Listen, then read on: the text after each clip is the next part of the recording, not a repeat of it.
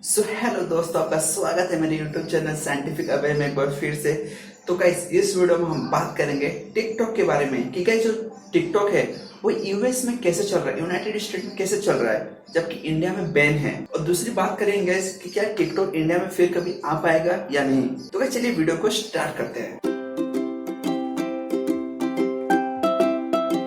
तो गाइस जो टिकटॉक है वो जून 2020 में बैन हुआ था इंडिया में। क्यों गाइस? डेटा एंड सिक्योरिटी की वजह से बैन हुआ था, आपको सबको पता ही है। क्योंकि ये जो ऐप है इसका चाइनीज लिंक था, एक तरह से चाइनीज ऐप है। मतलब कि क्या होता था कि जो भी यूजर्स वगैरह इस टिकटॉक यूज करते हैं उनके जो भी डेटास वगैरह इस टिकटॉक पे है वो उसे स्टोर चाइना करता था, ना कि इंडिया करता था। इसकी वजह से इंडिया को इससे बैन करना पड़ेगा। वहीं पे गाइस ये जो ऐप है यूएस में भी बैन हुआ था 2020 में। क्यों गाइस? यूएस के भी जो डेटा है वो चाइना स्टोर करता था, तो इसे सिक्योरिटी वगैरह प्रोवाइड, प्राइवेसी एंड सिक्योरिटी की वजह से इसे दोनों जगह बैन हुआ था गाइस।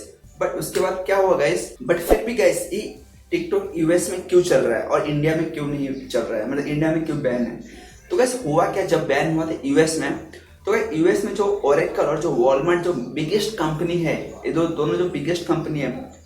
और क्या इसमें सबसे पहले समझ लीजिए जो टिकटॉक है उसका जो पेरेंट कंपनी है वो है बाइट डांस, जो कि जितने भी डेटास वगैरह है टिकटॉक के ये बाइट डांस स्टोर करता है, जो कि चाइनीज कंपनी है। तो जैसे ही ये यूएस में बैन हुआ टिकटॉक तो वहां पे जो जो बिगर कंपनी जैसे कि ओरेकल, ये बाइट डांस ने अपने जितने भी राइट्स वगैरह इस ओरेकल को बेच दिए।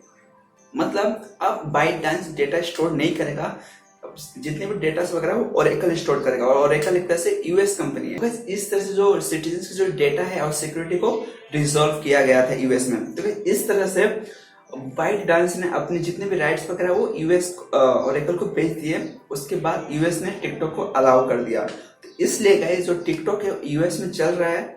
और गाइस वही कंडीशन इंडिया में अभी तक बाइट डांस ने किया नहीं है, या फिर किया हुआ तो पता नहीं ऐसा किया है या नहीं किया, या फिर गवर्नमेंट ही इंडियन गवर्नमेंट ही उसे अलाउ नहीं कर रहे हैं। मोस्टली इसने नहीं किया होगा क्योंकि यूएस एक तरह से पावरफुल कंट्री है और उसने फोर्स किया होगा कि ऐसा क्यों किया, लाइक मतलब सिटीजन का डेटा कैसे स्टोर किया। तो उस पर चार्जेस भी लग सकते थे, बट इंडिया में ऐसा केस नहीं है।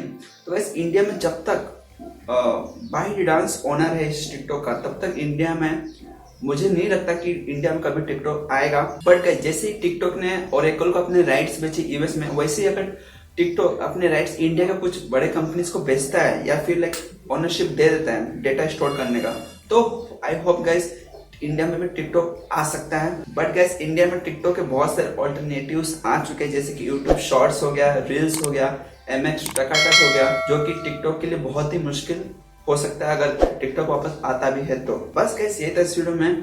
आई होप आपको समझ में आ गया होगा कि जो टिकटॉक यूएस में बैंड अभी नहीं है, जो कि पहले था, और इंडिया में लाइक फिर कभी आ पाएगा या नहीं आ पाएगा, और इंडिया में ऐसा क्यों बैंड है।